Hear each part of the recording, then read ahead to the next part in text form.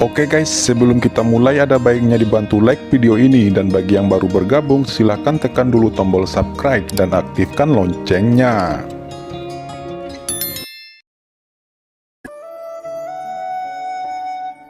Ketika Qin Chen dan yang lainnya telah pergi, dalam kehampaan puluhan ribu mil jauhnya dari Gunung Tiandi, beberapa sosok menakutkan datang dengan cepat. Orang-orang ini memancarkan aura yang menakutkan. Mereka adalah praktisi dari Kekaisaran Xuanyuan yang telah menerima pesan dari Gunung Tiandi. Saat berikutnya, mata mereka semua membulat, menunjukkan ekspresi ngeri. Di mana Gunung Tiandi berada? Bagaimana ini bisa terjadi? Ucap beberapa orang gemetar, melihat puing-puing kehancuran, mayat bergelimpangan di mana-mana. Ayo cepat, beritahu Kaisar Feng Xiaoyu, bahwa Gunung Tiandi telah dihancurkan. Ucap mereka bergegas pergi. Di sisi lain, Qin Chen dan rombongannya telah lama meninggalkan area Kekaisaran Xuanyuan. Berita tentang kehancuran Gunung Tiandi menyebar ke seluruh Kekaisaran Xuanyuan seperti embusan angin. Mendengar kabar itu, Kaisar Xuanyuan Feng Xiaoyu sangat marah. Segera perintah dikeluarkan dengan cepat. Seluruh Kekaisaran Xuanyuan berada di bawah darurat militer dan semua perbatasan ditutup untuk menangkap si pembunuh. Selain itu, Kaisar Feng Xiaoyu secara pribadi turun tangan menangkap si pembunuh dan menargetkan istana berkabut. Sangat disayangkan bahwa blokade Feng Xiaoyu masih terlambat. Karena saat ini Qin Chen dan partainya telah lama meninggalkan Kekaisaran Xuanyuan. Chen kecil, apa yang harus kita lakukan selanjutnya? Tanya Jidewei segera meminta instruksi Qin Chen. Qin Chen menjawab, tentu saja beritahu dunia apa yang telah kita lakukan. Qin Chen mengedipkan matanya dan tertawa. Satu batu menyebabkan 1000 gelombang. Seluruh Wuyu mendidih.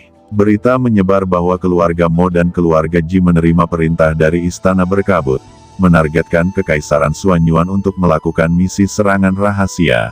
Gunung Tiandi dihancurkan. Namun, keluarga Mo dan keluarga Ji tidak baik-baik saja. Dalam misi ini, tim keluarga Mo termasuk leluhur Mo Wensan benar-benar telah musnah. Leluhur keluarga Ji juga jatuh ke dalam penyergapan ini, dan keluarga Ji menderita kerugian besar. Sungguh kemenangan yang tragis. Dari sudut pandang keluarga Mo dan keluarga Ji, itu jelas tidak menguntungkan. Tetapi dari perspektif istana berkabut, pertempuran ini adalah kemenangan besar. Setelah berita itu menyebar, sebelum Sang Guanxier menemukan Feng Xiaoyu sudah mulai bertindak. Dia membabat habis keluarga Mo yang tersisa, bahkan iblis asing yang bersarang di tanah leluhur keluarga Mo juga dihancurkan. Feng Xiaoyu berkata, keluarga Mo telah dimusnahkan, sekarang kalian semua ikuti aku ke keluarga Ji. Di sisi lain, Sang Guanxier juga bergegas menuju keluarga Ji setelah mendengar berita itu. Qin Chen dan yang lainnya sudah bersembunyi di suatu tempat, tetapi Ji Daoyuan dan Raja Iblis Abadi bertanggung jawab atas tanah leluhur keluarga Ji.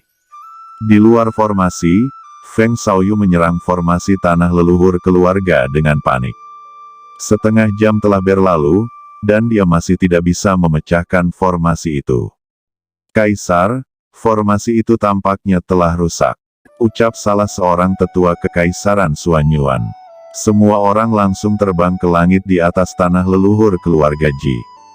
Kalian siapa? Berani menyerang tanah leluhur keluarga Ji saya? Apakah kalian ingin mati? Teriak Ji Daoyuan dengan marah. Haha.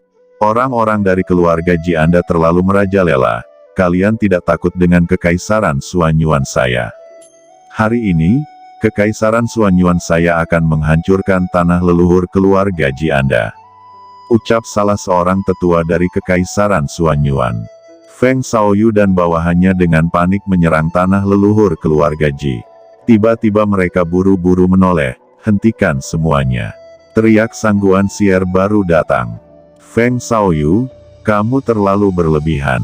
Ucap Sang Guanxier sangat marah, tangannya menepuk orang-orang kuat dari Kekaisaran Xuanyuan. Feng Xiaoyu, aku ingin penjelasan.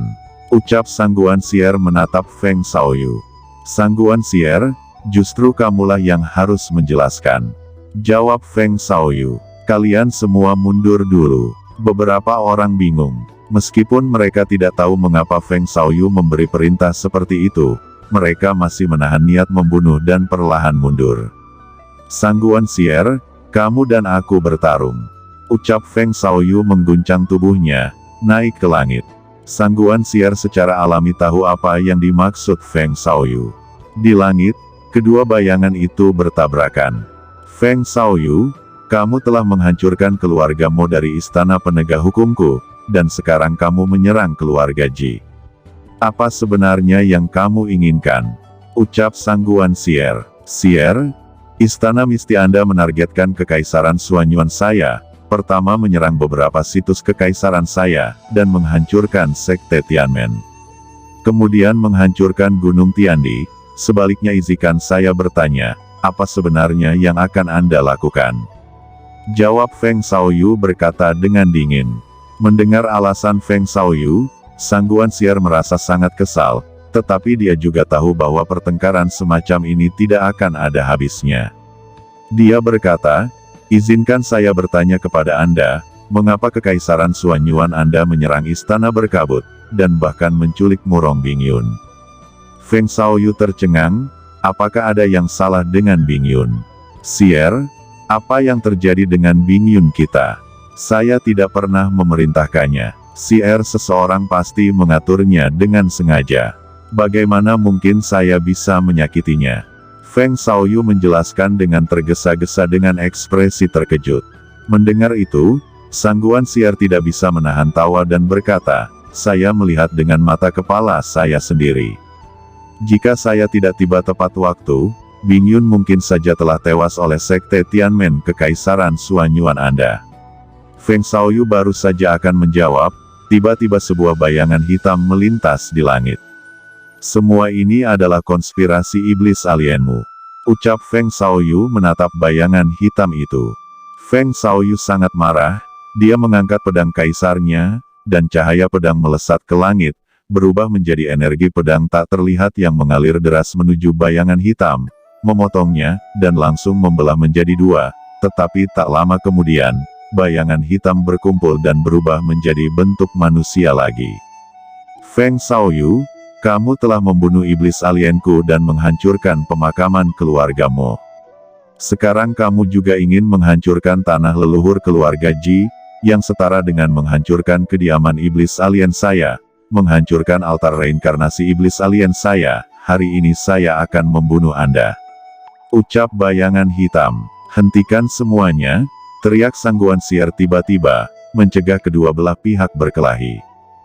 Feng Xiaoyu kabur, Tuan Istana, biarkan aku membunuhnya.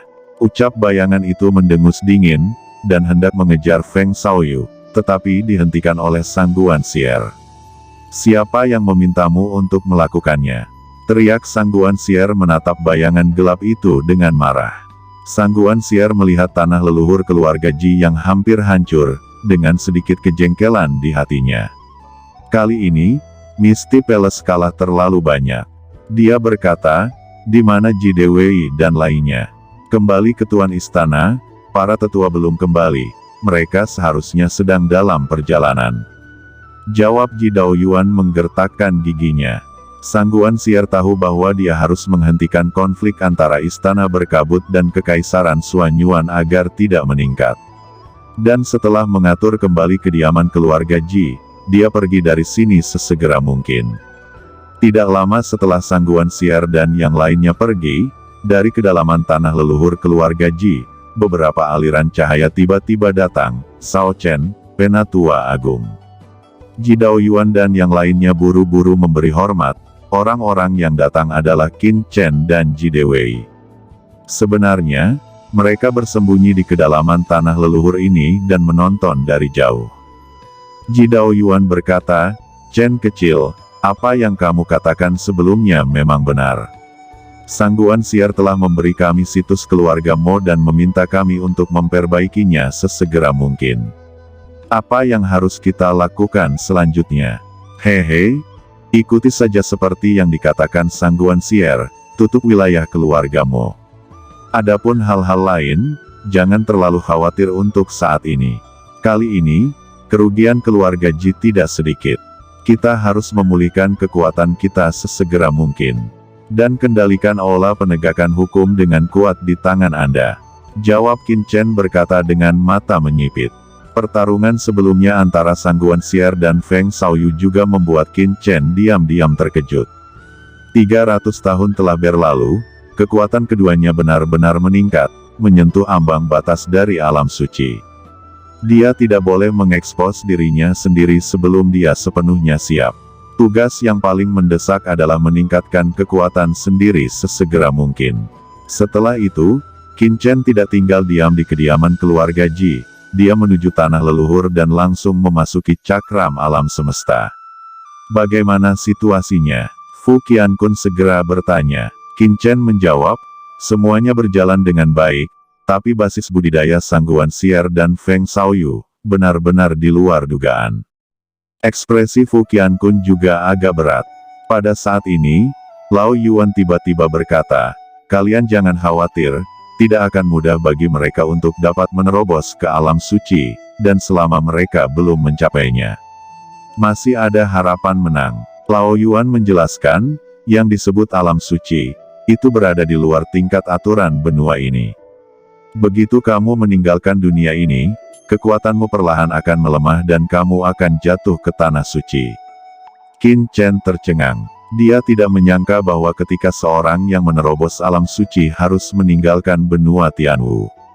Lao Yuan berkata, faktanya, pria di sisimu ini seharusnya sudah menyentuh tepi alam suci. Lao Yuan menatap Fu Qiankun. Fu Qiankun berkata, itu benar, saya secara samar-samar telah menyentuh ambang alam suci, tetapi dibandingkan dengan Sang Guanxier, itu seharusnya jauh lebih buruk.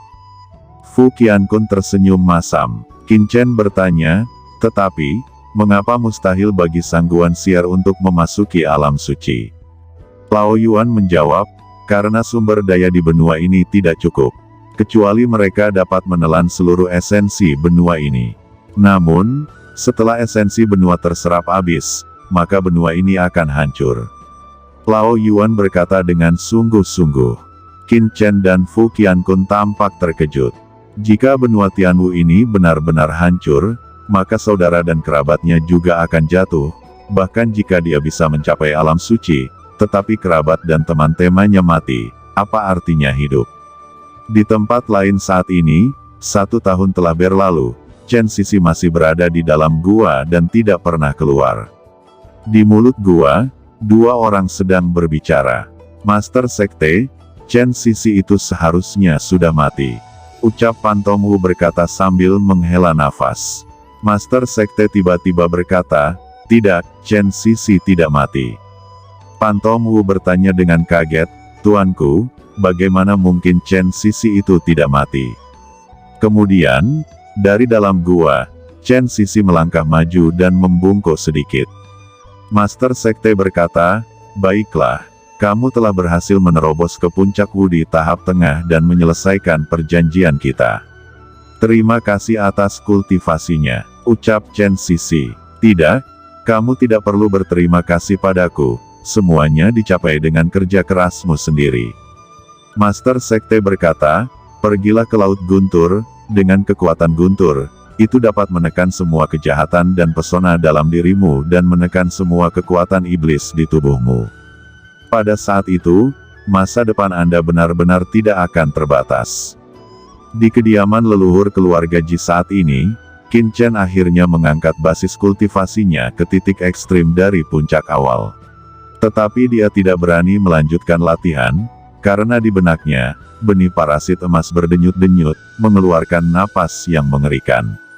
Dia memiliki perasaan bahwa jika dia secara paksa menerobos kaisar bela diri jangka menengah, itu pasti akan menyebabkan benih parasit berubah. Ada sekitar 30% kemungkinan bahwa benih parasit emas ini akan menangkapnya. Dia tidak berani mengambil risiko ini. Perasaan ini membuatnya sangat tidak nyaman. Jelas bahwa dia sangat berharap dia bisa mencapai ranah Wu di jangka menengah, tetapi karena benih parasit, dia harus berhenti. Benih parasit sekarang akhirnya mulai mempengaruhi budidayanya. Qin Chen tahu betul bahwa sebelum menyelesaikan masalah benih parasit, akan sulit baginya untuk memiliki kesempatan memasuki ranah wudi jangka menengah. Untuk memecahkan benih parasit emas, kucing hitam besar memberikan dua metode. Salah satunya adalah manik batas kota, tetapi karena manik batas kota diambil dan telah dibawa pergi oleh Queen, secara alami tidak ada harapan untuk ini.